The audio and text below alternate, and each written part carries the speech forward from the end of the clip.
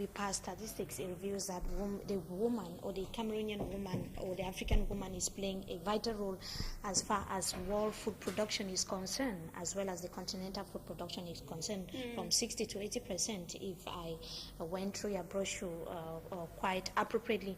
So, but there's still this feeling that they are still being relegated to the background. What accounts for that? Whereas they are playing a very, very vital role as far as food production is concerned. Yes, I mean, there's no doubt that the vast majority of the food produced on this continent is produced by women. Women do a lot of the back-breaking labor in terms of fetching wood, getting water, plowing fields, walking long distances. But I think because there's a sense that women operate in the informal economy, their contribution isn't quantified. It isn't measured, it isn't valued. And as a result, there's a general perception that women's businesses are small and they're insignificant. And yes, women might be busy doing things, but they're not doing significant things. They're not doing meaningful things. And I think that's a perception that needs to be changed.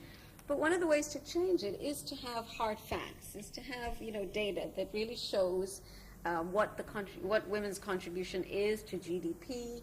A lot of banks, especially microfinance banks, have found that women are better customers than men. They have a better repayment rate than men. They tend to be more loyal.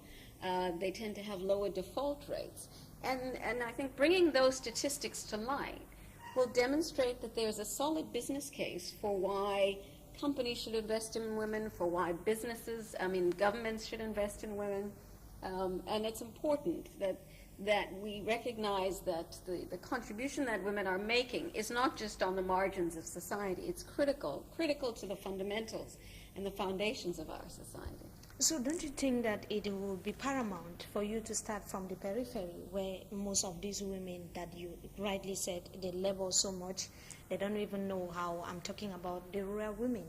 They're playing a very, very vital role here, and you instead decided maybe to first of all begin in Douala, which is a cosmopolitan town.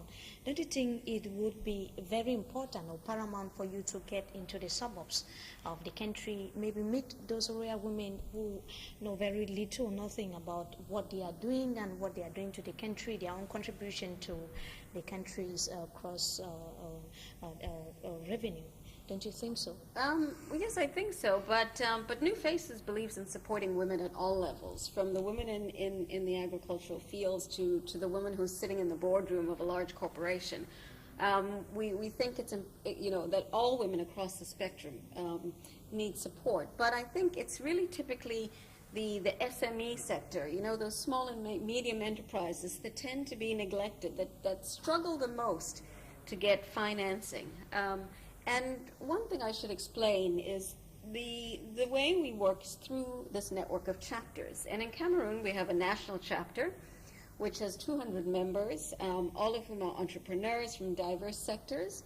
The chapter is led by Giselle Yitamben, who's been working with women entrepreneurs for her whole life. And it's really the chapter that determines the priorities in terms of the focus for the country. The women I met from the chapter, many of them are working in agriculture. They have agro-processing businesses. They're providing jobs in rural areas. They're doing farming. But some of those women are also working in urban areas. So it's really the women of the chapter that define the scope of the priorities that the chapter then chooses to address. So you seem to have a good mastery of the problems that women are facing as far as maybe empowering them is concerned. So what are Cameroonian women going to benefit from your organization or your project? What New Faces is seeking to do is really to harness the collective energy and talent of women across the continent.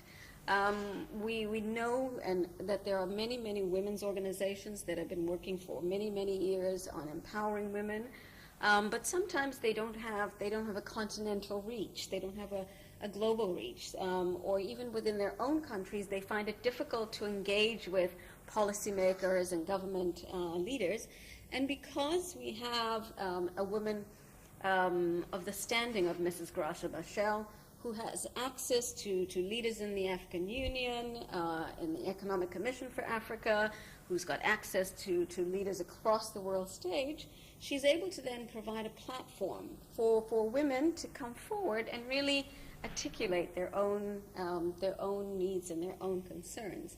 So we're trying to, you could call it in a way a movement, you know, we're trying to really galvanize women to begin to take their economic destiny into their own hands and to speak on their own behalfs, but to engage in a very constructive way with the key stakeholders in their own environments to see how we can accelerate the economic empowerment of women. You earlier mentioned